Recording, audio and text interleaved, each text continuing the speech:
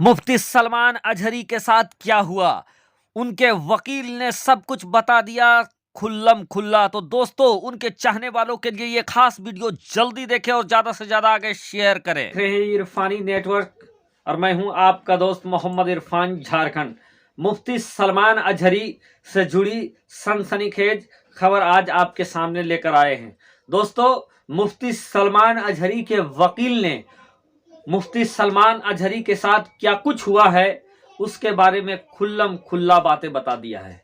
आज उसी चीज को आप लोगों के बीच में रखने जा रहा हूं इस वीडियो में, जिसको सुनकर यकीनन बहुत सारे सवाल, बहुत सारे ऐसे चीज हो गए जो आपके माइंड में चल रहा होगा, वो क्लियर हो जाएंगे। मुफ्ती सलमान अजहरी के चाहने वालों से मैं रिक्वेस्ट करूंगा कि जैसा कि मुफ्ती सलमान अजहरी साहब ने इशारों ही इशारों में ये लोगों से कहा था, अपने चाहने वालों से कहा था कि आप मेरे वास्ते दुआ करें। यानी मुफ्ती साहब ने कहा था लोगों से, उनके चाहने वालों से, दीवानों से कहा था कि आप मेरे हक में दुआ करें। तो मैं भी वही बात कहूंगा दोस्तों, आप चैनल को सब्सक्राइब करना है तो करें, नहीं करना है तो नहीं करें, कोई बात नहीं है। लाइक करना है तो करें, नहीं कीजिएगा तो भी कोई बात नहीं है। लेकिन मैं रिक्वेस्ट इतना करूंगा कि मुफ्ती सलमान अजहरी साहब के लिए आप लोग दुआ करें, ताकि जो ये सख्त वक्त है, जो इम्तिहान की घड़ी उनके लिए चल रही है, अल्लाह तबारक व तआला इस इम्तिहान के घड़ी में उनको कामयाबी व कामरानी अता फरमाए। और इसी के साथ मैं आप लोगों को मुफ्ती सलमान अजहरी के जो वकील है, जो मोडासा में उनकी पैरवी जो कर रहे हैं, उनका जो बयान आया है उसको मैं अपनी जुबानी आप तक पहुंचा देता हूं।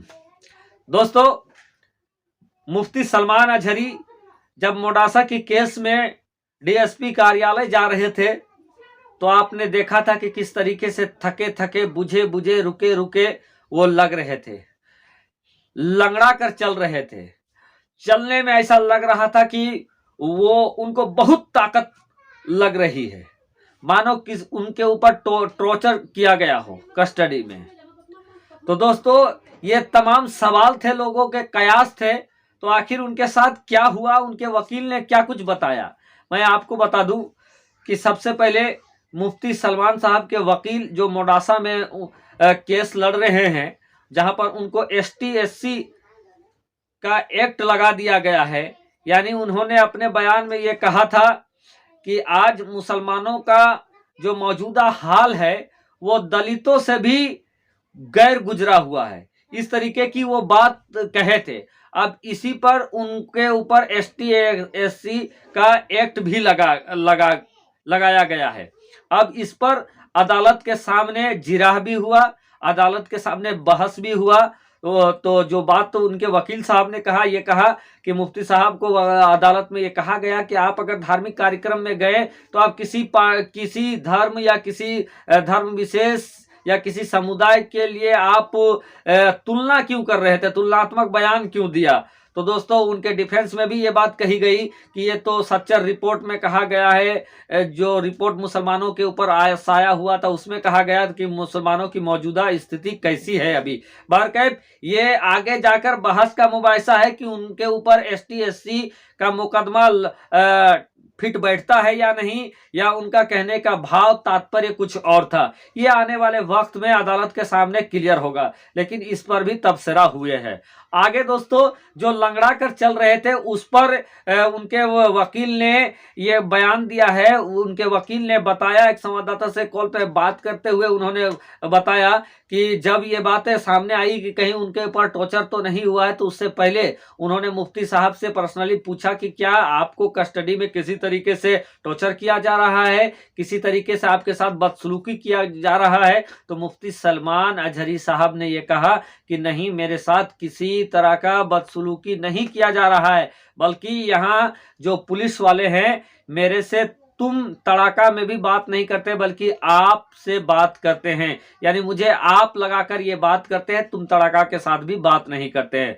रही बात वो थके थके, बुझे बुझे क्यों हैं, तो उनके बारे में ये बताया गया कि मुफ्ती साहब को बैक पेन यानी पीठ में दर्द है, और दर्द की वजह आप समझ सकते हैं कि लगातार एक जगह से दूसरी जगह पर गाड़ी में ट्रेवल कर रहे हैं 10-10 घंटे 8-8 घंटे। जिस तरीके से आप देखें कि कच्छ में कच्छ और बचाऊ में जहां उनके ऊपर केस था, वहां के सुनवाई और हेयरिंग के बाद जिस तरीके से इनको मोडासा लाया गया, तो वहां एक लंबी दूरी तय किया गया। और इस लंबी दूरी में दोस्तों क्या हुआ कि उनके पीठ में उनका दर्द हो गया और उनको वहां पर डॉक्टर के पास भी ले जाया गया था, जहां उनको पेन किलर इस सब की दवाई भी दी गई। तो वहां पर उन्होंने बताया, जब उनसे पुलिस वालों ने खाने के लिए कहा, दवाई खाने के लिए कहा, तो उन्होंने ये बताया कि वो रोजे से हैं। और इस बात का जिक्र मुफ्ती सलमान अजहरी साहब ने अपने वकील साहब के साथ भी ये किया उन्होंने, कि उनको तो दर्द की दवा दी गई थी, उनको हॉस्पिटल में चेकअप कराया गया था, जैसा कि सबके साथ होता है, उनको भी चेकअप कराया गया और दवा खाने के लिए कहा गया, लेकिन वो रोजे से थे, इसीलिए उन्होंने दवा नहीं खाई। और इसकी वजह से उनके पीठ में बहुत ज्यादा दर्द है, थकावन है। और जो सवालात का जो बौछार भरमार हो रहा है दोस्तों, कस्टडी में है तो पुलिस वाले आपको हजार तरीके से सवाल कराते हैं, आप सच्चाई निकालना चाहते हैं कि कहीं आप सच बोल रहे हैं या झूठ बोल रहे हैं, तो उसका भी एक मेंटली टॉर्चर और मेंटली थकावट होता है। लेकिन उसको फिजिकली किसी तरीके से टॉर्चर मुफ्ती साहब को नहीं किया गया है। आगे वकील साहब ने मुफ्ती साहब के बारे में बताया कि जिस तरीके से मोडासा के अंदर उनको 4.5 दिनों का रिमांड में भेजा गया है, पुलिस कस्टडी में भेजा गया है, तो उनका ये कस्टडी का टाइम 17 तारीख 10:30 बजे के करीब ख़त्म होगा।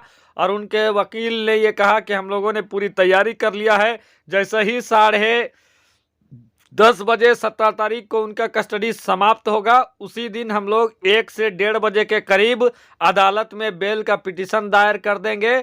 और इस दौरान बात मुबाहिसा होगा, बातचीत होगा और 20 तारीख तक उम्मीद है कि उनको जमानत मिल जाएगी। और इस दौरान मुफ्ती साहब मोडासा के जो जेल है, मोडासा की जो जेल है, वहाँ पर वो रुकेंगे। इधर जब उनसे पूछा गया कि जिस तरीके से मुफ्ती साहब पर एक से एक केस डाल दिया जा रहा है, उनके ऊपर एक जगह पर बेल मिलता है तो दूसरा केस लगा दिया जाता है, इस पर क्या आपने हाईकोर्ट का रुख करने की कोशिश किया है?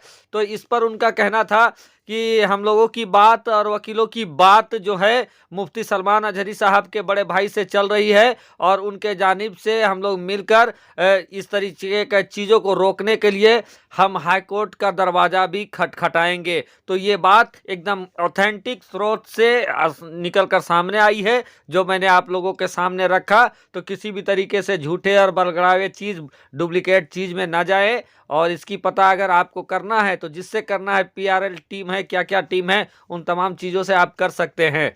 तो ये जानकारी आप लोगों के लिए मैंने लाया है। शुक्रिया, आदाब।